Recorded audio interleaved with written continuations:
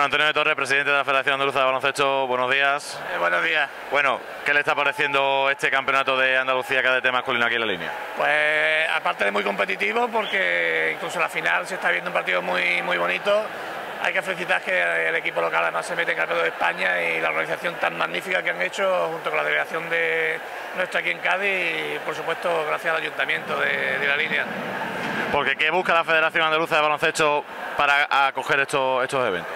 Pero fundamentalmente que haya cierta tradición baloncestística también, porque otro tipo de eventos lo llevamos a otras ciudades para promocionar el baloncesto, pero no deben de ser este tipo de campeonatos, debe ser de un club con arraigo, que sabemos que tiene éxito de organización y fundamentalmente bueno, que haya unas buenas instalaciones, una magnífica oferta hotelera y siempre que estén implicados las instituciones con nosotros.